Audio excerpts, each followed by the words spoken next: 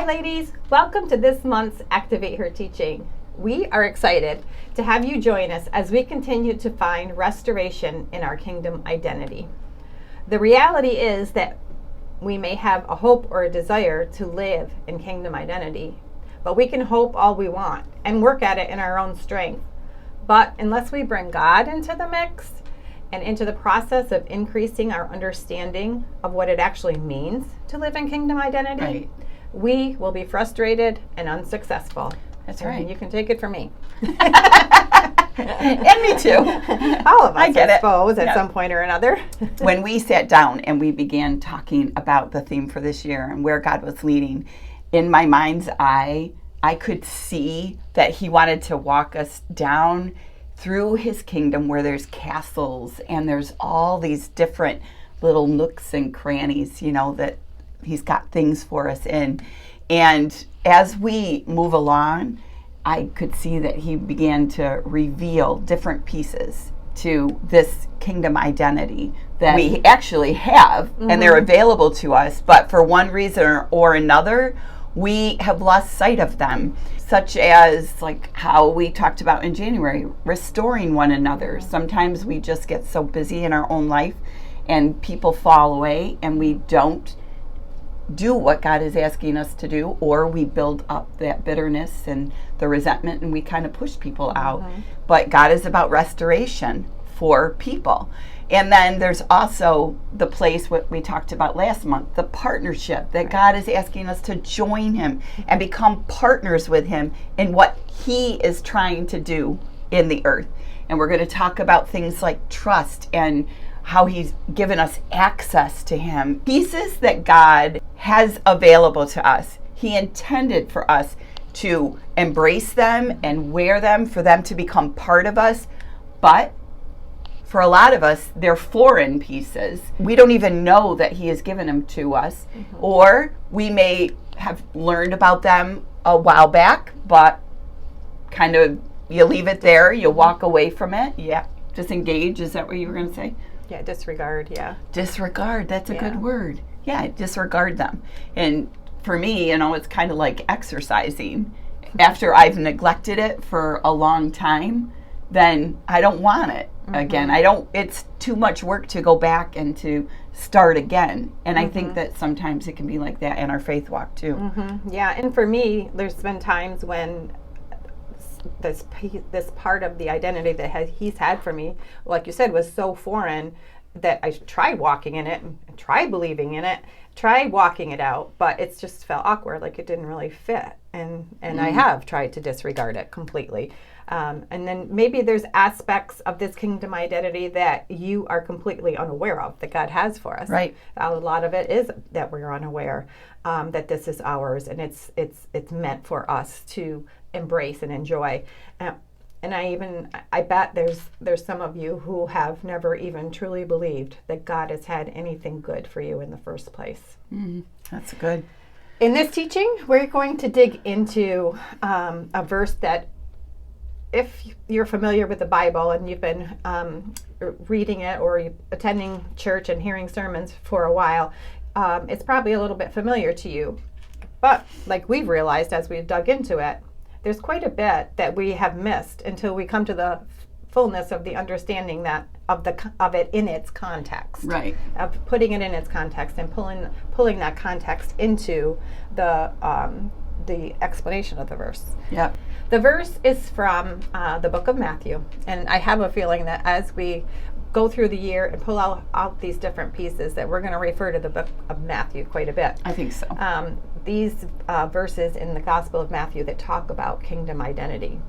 In this account of Jesus' life, Matthew captures what Jesus had to say about what kingdom living looks like. He was writing to his fellow Jews to prove to them that Jesus was indeed the Messiah. And the book is a great link. If you think about it, it's the first book of the New Testament. It's a great link between the Old Testament and the New Testament. So our verse is the part of Jesus' famous Sermon on the Mount. And he says in Matthew 5:17, "Do not think that I came to do away with or undo the law of Moses or the writings of the prophets." So he's talking about the Old Testament. I did not come to destroy, but to fulfill. Now this month, we are going to ask God to show us how to hashtag restore fulfillment. And it is no secret. We're not even trying to hide anymore that we want to live a fulfilled life. That's our desire. Each and every one, we are looking for fulfillment. When we seek after it, don't we? Yeah. Just go after it. We push to find something that is going to fulfill us in our marriages and in our relationships and our work life. If this job, we don't, if it doesn't feel like we're being fulfilled, we find another job. And for some people, if a marriage isn't fulfilling enough, we seek another person, we seek another relationship. We leave churches when we feel as though they're not filling us and offering us what we need. But here's the thing that is amazing to me. There has never been a time in history when there is more offered to us to fulfill us, and we are less and less fulfilled. You're right. It's incredible to me. How can we have everything at our disposal? It's in a right minute, there, and yet we are not fulfilled. I think that's one of the reasons why God wants us to talk about this topic at this time in this teaching, is because He wants us to understand that He wants us to be fulfilled. And we're doing it, and we're going about seeking it in all the wrong ways. Right. So I heard a teaching, and it gave me a new perspective on this verse, and honestly, it caused me to wrestle with a question. And I'm going to invite you to wrestle with this question too. And that was, do we understand fulfillment like Jesus understood it? Do we understand what He was talking about in that moment when He sat there on the hill and He began to teach out the Sermon on the Mount? And if not, if we don't really understand it, then can we find the answer through that kingdom identity that He has for us? So here's what I discovered. In that verse, Jesus said, don't think that I've come to do away with or undo the law of Moses or the writings of the prophets. Okay, so the law of Moses, the writing of the prophets, Jesus is saying, that's all going to happen. That's all well and good. I didn't come to destroy them, but I did come to fulfill them. And in the teaching, one of the things that they talked about was the fact that the word fulfill for Jesus in that moment, He was actually talking about to fulfill it as it should be. So His intent in that moment was to tell them, I'm not here to destroy the law, which really should have made the rabbis and the Pharisees all very happy to hear that, because they thought He was. I didn't come to destroy it, but I am here to show you as it should be. That's so good. That is good. And as we seek to restore fulfillment and kingdom identity, we are going to look back a bit into the historical context of the moment when Jesus sat on the hill and gave the Sermon on the Mount. So picture Jesus on the hillside, speaking primarily to His disciples, but also there was a great crowd around, from what we can ascertain from reading the scriptures, because Jesus had multitudes following Him all the time. But He's basically speaking to His disciples, those who He had called to teach, right? Absolutely. And this is something I have a strong pull towards right now in the studies of the scriptures. I feel like God is having me open up His word and giving me this lens and really a desire to look at it from the Middle Eastern culture side. So makes sense. As I learned about this, He's given me a better understanding. I could almost put myself there. It's like the kingdom identity. As we go searching, I'm like placing myself in this Jewish culture at this time. Sitting with the disciples on the hill. Sitting with them. I'm sitting with them. It just gives me such a better understanding of what God is asking of me, to understand what He was asking of them, and the culture and the nuances of that time. So in doing this, I discovered that when He spoke about fulfilling the law, not only was He foreshadowing what He was going to do to fulfill all the laws and the prophecies that came before him. So he's given a shout out to, this is what's going to happen, this is what's to come. But he was also speaking as a Jewish rabbi. And that is something that I never thought of before. As a New Testament believer, I can look at the old, I can look at the new, and I can gain an understanding of how Jesus fulfilled this and how he did this. But if you are sitting there, you're a student of Jesus now. You're sitting on that hillside, and you are listening to him teach. He, as a student, he's your rabbi. So he has become your rabbi. And that's how you're going to hear his words as his student. But the thing is, we don't know much about the rabbis. So this is what we learned. When Jesus sat down, a rabbi always sat down. They had a special place where the rabbis sat to teach. So he sat down, and that was something that only the senior teachers of the law did. They sat and they taught. So Jesus now is sitting in a place of authority as a rabbi to those who followed him.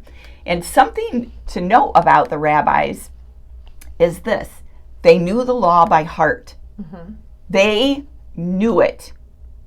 But what we learned through the Bema Discipleship podcast is that when a rabbi says he is fulfilling the law, it meant in that moment that he is interpreting the law correctly. If he abolished the law, that meant he was misinterpreting the law and was not living it out correctly.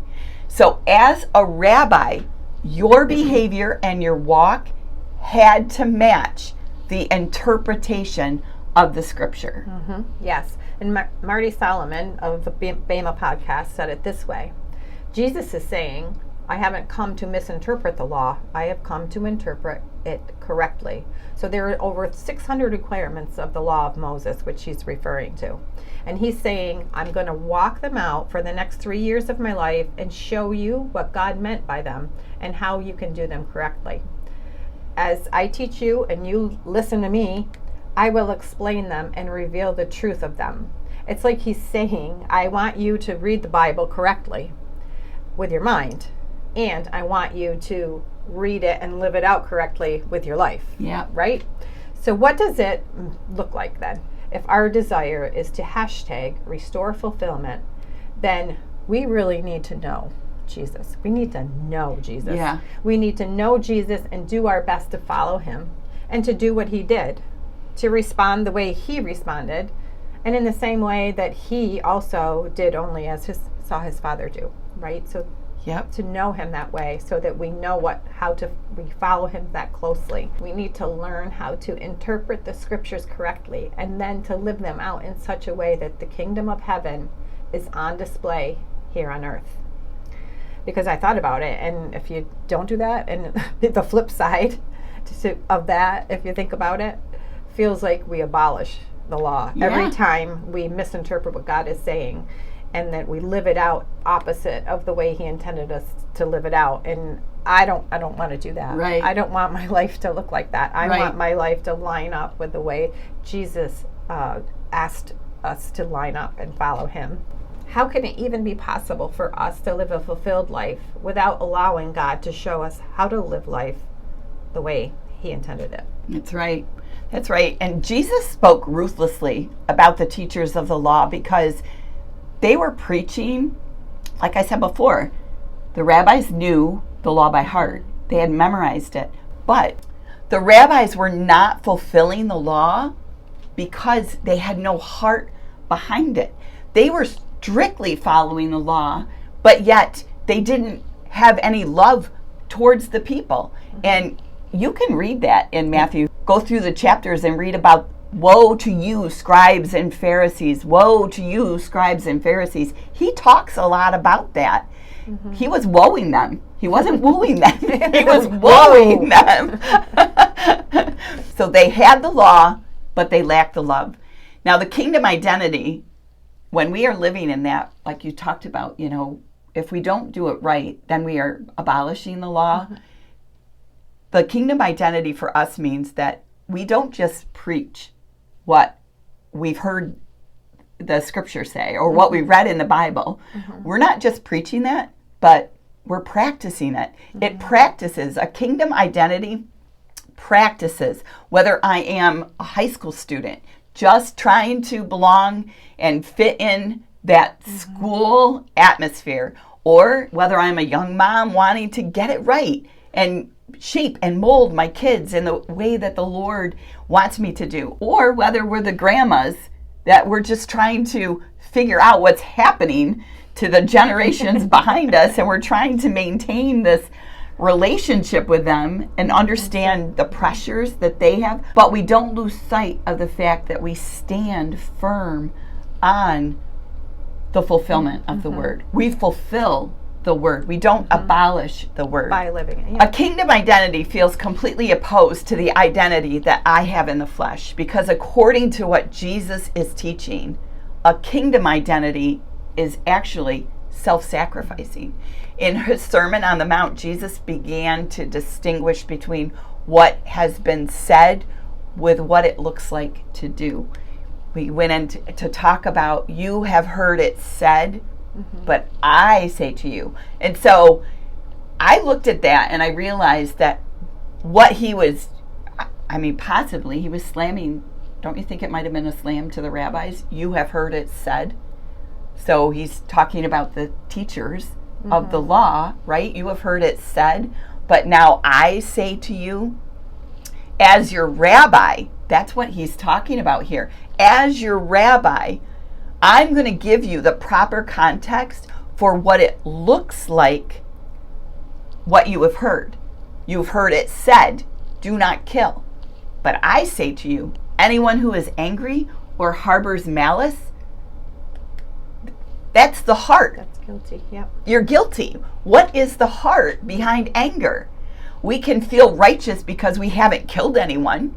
Sure, I'm mad, but I didn't kill that person, even though, I restrain myself sometimes. No, Jesus is saying anger or harboring malice is equivalent to that. Anger in this context is seething, brooding bitterness towards someone. And the word malice adds the intention to hurt someone. That's the kind of emotion that can lead to killing someone. And they are both in stark contrast to the love that was in the heart of Jesus. And that's the kind of love that he desires for us to have from a kingdom identity that we are able to pour out onto others. Jesus also goes on to say that the law talks about the punishment equaling the injury. An eye for an eye, tooth for a tooth. But he says something that this really gets me. He talks about the fact that right then and there in that moment, now remember, we're sitting as the Jewish students underneath our rabbi, and we know that it was Roman law that a soldier could force you to carry their heavy pack for 1 mile. As a Jew. So the Roman soldiers often, if they saw a Jewish person, I could be walking down the road on my way somewhere, and if a Roman soldier came past me, he could say, hey, you, Jew. He would probably call me something awful, and he would say, carry my pack. And so that heavy pack that a soldier carries, all their gear that they have to have, right? It was law that they could make them carry it for 1 mile. Now Jesus is sitting as my rabbi and my teacher, and he's instructing me, and he's telling me, if a Roman soldier says that to you, don't just carry it 1, carry it 2. Can you imagine? Let's just think for a minute about, like, if you were that Jewish young man. Wouldn't that be awful? Yeah, that would be awful. That would be awful. Jesus, how would it make you feel? Jesus is saying that 2 miles when you don't even want to carry it 1. You're already being forced to do something you don't want to do for someone who has oppressed you and your people, right? That you probably despise this person. Yep. And he's telling you to carry it 2 miles now. He's telling you to carry it for 2. No. No, thank you. I'll pass. Well, but we don't pass. No, we don't pass when the Lord, when Jesus is asking us. I mean, but you feel the challenge. You do. Yeah, you feel the challenge. It's like, where are the places in our own life where we are feeling like God is telling us to go that extra mile, but we're just not willing to do that. Right. It happens, I mean, in our homes. I mean, God is calling us to extend kindness when we just want to snip at the person next to us, or in our work situation, and even in our walk with the Lord. In our walk with the Lord, you feel like the Lord is asking a little bit more of you, and we aren't willing to give that second mile, right? I can have a couple situations that come to my own mind. But honestly, I was thinking about it, and it's really that this whole concept is such an oxymoron to me.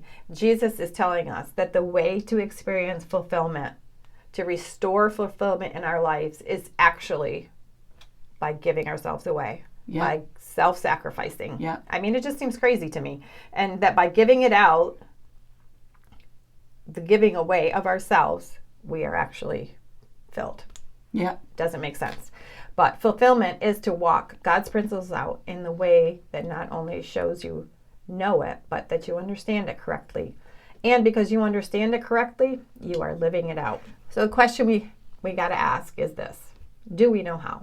Do you know that because of Jesus' fulfillment of the law, we can live fulfilling lives in righteousness, peace, and joy?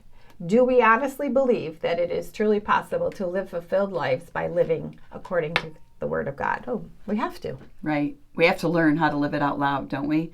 But you're right. It feels like an oxymoron. And I was thinking about this last night, that the fulfillment is in the fact that we don't think about ourselves.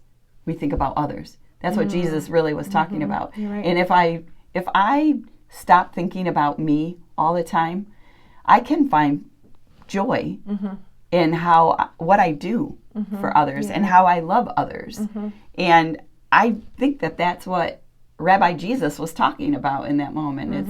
It's, you're going to give your life away. You're going to serve others in a way that represents the kingdom well. It represents the kingdom that I am here to show you right now. And for the New Testament believer, which is us, Paul summed it all up when he said, "For the law is fulfilled in one word, even in this, that you shall love your neighbor as yourself." And so fulfillment comes when we can love our neighbor as we love ourselves. And I think that that's one of the hardest verses to really grasp right now, because a lot of us don't have a lot of love for ourselves. We don't love ourselves. We allow the enemy to nitpick at us and tell us reveal all of our perfections. They're all glaring right at us. But if we get to a point where we can accept who we are in Christ and see ourselves through that lens, that identity, the kingdom identity, this is who I am in Christ, we sit up a little higher. It's not about pride. It's not about any of that. Right. It's about what we talked about in the beginning when we listed those reasons that we have left the identity behind in the past. It's like it's taking those things and receiving them and walking them out. Yeah, and learning how to love yourself. It's okay to love yourself. It is okay to love yourself. Really, hear that. Hear that right now, that it's okay to love the part of you that you have felt you couldn't love because of this, that, or whatever anybody else says. It's okay to love yourself. Because honestly, you are never going to love your neighbor the way that Jesus intended for you to love your neighbor. Until you receive. Until you do. Yeah. You just can't. You just can't. And I think that's a huge thing right now. We don't live fulfilled because we are afraid of what other people are going to take from us, or how we look at this fairness factor, and well, if I do that, then they're going to take advantage of me. Well, if I do that, then they're going to think this of me. It doesn't matter. We're going to live out loud this law of love so that the Lord can move and we can do what we talked about last month. We can partner with him. You know, partnership plays a big role in accepting the fact that you are loved, but like God says you are loved.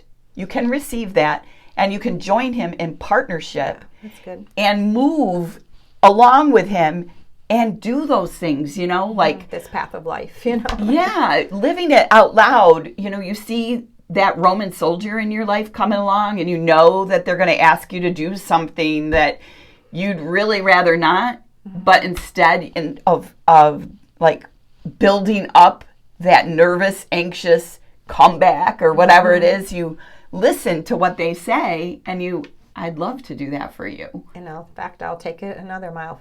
And I'll go the extra mile. I never knew that that's where, Yeah. Let's go the extra mile. Jesus said it. He meant it. He meant it. So when we talk about the love aspect of it, I'm excited because we had these themes all laid out, and the Lord has moved them around in such a great way that next month I'm excited that we're going to look at that restoration of love.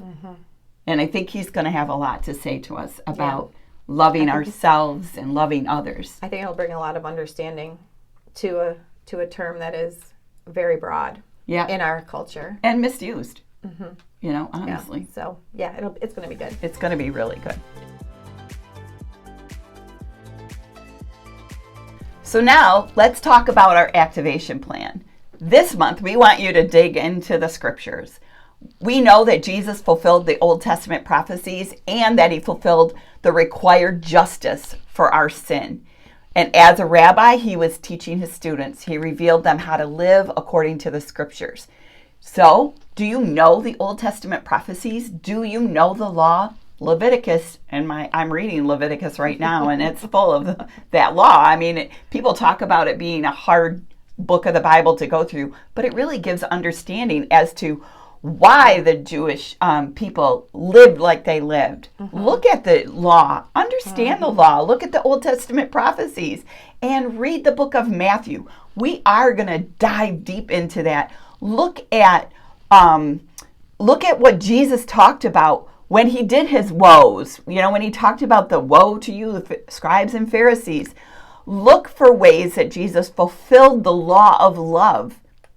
And you can also read the book of Ephesians. I think that that's a great book to read. All of Paul's letters to the churches really describe that law of love that Jesus was talking about. So if you don't spend a lot of time reading in the New Testament, go to those books. And there is this wonderful video on YouTube. It's called In the Dust of a Rabbi by Ray Vanderlaan. And you can go to that on YouTube and watch it. It was really good. I loved watching it. I've watched it several times. And another thing that we really want to make an invitation to you. Restore fulfillment by connecting and serving in a local church. Maybe you've never tried to connect to a church before, or you have. A lot of people have, and it hasn't really turned out really pleasant, and they've walked away. But really, maybe now is the time to reconnect. Jesus fulfilled all that he was put on this earth to do. And you are here at this time and in this place on purpose for a purpose. One of the ways that you can recognize the fulfillment that Jesus recognized is through connecting and serving with another imperfect person or group of people. Don't expect perfection out of them. Just join them and connect with them and learn how to learn about God and learn about his principles and serve there. And if you don't know where to start, you got a whole group of girls around you. Most of them are connected to a local church. So we just make that invitation to you. Is it time that you, if you haven't already, connected to the local church? Yeah, that's good. A lot of people slip away from the local church because they've been hurt and wounded by it, and they give up on God. Life just gets in the way too. Life gets in the way, and you don't walk away from God because people are imperfect. Right. Remember, fulfillment is to walk God's principles out in a way that not only shows you know it, but you understand it correctly. And because you understand it correctly, you are now living it out. You are now restoring fulfillment. That's right. Have a great discussion. We'll see you next month.